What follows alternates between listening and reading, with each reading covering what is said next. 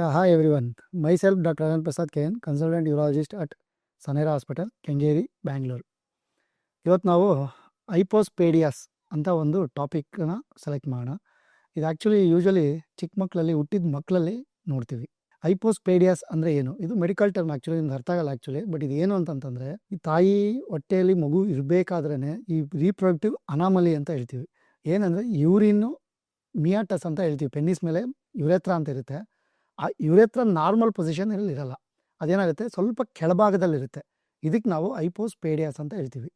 ಇದು ತುಂಬ ಮಕ್ಕಳಲ್ಲಿ 100ಕ್ಕೆ ಒಬ್ರಿಗೋ ಇಬ್ರಿಗೋ ಕಾಣಿಸ್ಕೊಳ್ಳುತ್ತೆ. ಅದಕ್ಕೆ ಇದ್ರ ಬಗ್ಗೆ ಜನಕ್ಕೆ ಗೊತ್ತಿರಲಿ ಅಂತ ಈ ಟಾಪಿಕ್ ಬಗ್ಗೆ ಮಾತಾಡ್ತಾ ಇದ್ದೀನಿ. ಇದೇನು ಅಂತಂತಂದರೆ, ಎಷ್ಟೋ ಜನ ಮಕ್ಕಳು ಯೂರಿನ್ ಮಾಡಬೇಕಂದ್ರೆ ನಾರ್ಮಲ್ ಪ್ಲೇಸಿಂದ ಯೂರಿನ್ ಮಾಡಲ್ಲ.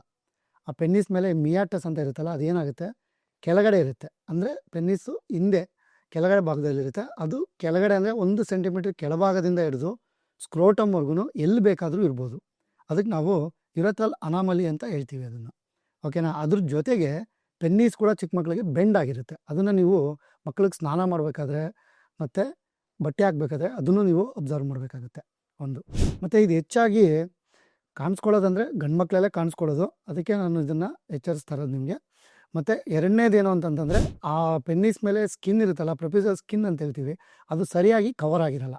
ಅದೊಂದು ನಿಮಗೆ ಒಂದು ಪಾಯಿಂಟು ಜ್ಞಾಪಕ ಇಟ್ಕೊಂಡಿರಬೇಕು. ಮತ್ತು ಮೂರನೇದು, ಆ ಪೀನಲ್ ಕರ್ವೇಚರ್ ಅಂತ ಏನು ಹೇಳ್ತೀವಲ್ಲ, ಅದು ಡೌನ್ವರ್ಡ್ಗೆ ಬೆಂಡ್ ಆಗಿರುತ್ತೆ. ಇದನ್ನು ನಾವು ಐಪೋಸ್ಪೇಡಿಯಾಸ್ ಅಂತ ಹೇಳ್ತೀವಿ. ಆಯಿತಾ?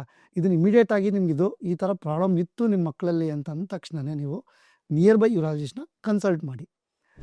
ಅದಾದಮೇಲೆ ಏನಂದರೆ, ಇದಕ್ಕೆ ಟ್ರೀಟ್ಮೆಂಟ್ ಅವೈಲಬಿಲಿಟಿ ಇದೆ. ಆ್ಯಕ್ಚುಲಿ ಫಸ್ಟು 2 to 3 ಇಯರ್ಸ್ ಒಳಗಡೆ ಈ ಸರ್ಜರಿ ಮಾಡಿಸ್ಕೊಂಡ್ರೆ ತುಂಬ ರಿಸಲ್ಟ್ಸು ಚೆನ್ನಾಗಿದೆ. ಆಯಿತಾ? ಇದಕ್ಕೆ ಸರ್ಜರಿ ಬಿಟ್ಟರೆ ಮತ್ತು ಮೆಡಿಕಲ್ ಟ್ರೀಟ್ಮೆಂಟ್ ಏನೂ ಇಲ್ಲ.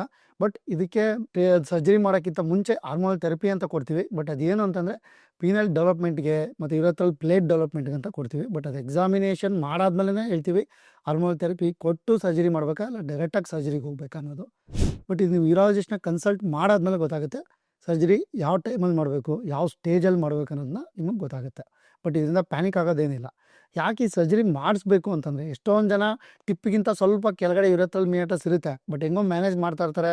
ಬಟ್ ಮಕ್ಕಳು ಆಗ್ತಾರೆ, ಎಲ್ಲರೂ ಆಗ್ತಾರೆ. ಬಟ್ ತುಂಬ ಸಿವಿಯರ್ ಆಗಿತ್ತು ಅಂತಂದರೆ ನಿಮಗೆ ಪ್ರಾಬ್ಲಮ್ ಏನಂದರೆ, ಫ್ಯೂಚರಲ್ಲಿ ಇವರಿಗೆ ಪೇಷಂಟು ನಿಮ್ಮ ಮಕ್ಕಳಾಗಿರ್ಬೋದು, ನಿಮ್ಗೆ ಈ ಥರ ಅಫೆಕ್ಟ್ ಆಗಿರೋ ಪೇಷಂಟ್ಸ್ ಏನಾಗುತ್ತೆ, ಡಯಾಲಿಸಿಸ್ಗೆ ಬೇಗ ರೀಚ್ ಆಗ್ತಾರೆ ಒಂದು. ಮತ್ತು ಕಿಡ್ನಿ ಇನ್ಫೆಕ್ಷನ್ಸು ಪದೇ ಪದೇ ಬರ್ತಾನೆ ಇರುತ್ತೆ 2. ಮತ್ತು ಮದುವೆ ಆದಮೇಲೆ ಸೆಕ್ಷುವಲ್ ಪ್ರಾಬ್ಲಮ್ ಶುರುವಾಗುತ್ತೆ. ಅದರಿಂದ ತುಂಬ ತೊಂದರೆಗಳು ಶುರುವಾಗುತ್ತೆ ಫ್ಯಾಮ್ಲಿಗೆ. ಅದಕ್ಕೋಸ್ಕರನೇ ಈ ಸರ್ಜರಿ ನೀವು ಎಷ್ಟು ಬೇಗ ಇಮಿಡಿಯೇಟಾಗಿ ಮಾಡಿಸ್ಕೊತೀರೋ ಅಷ್ಟು ಒಳ್ಳೆಯದಾಗುತ್ತೆ. ಆಯಿತಾ? Okay, thank you.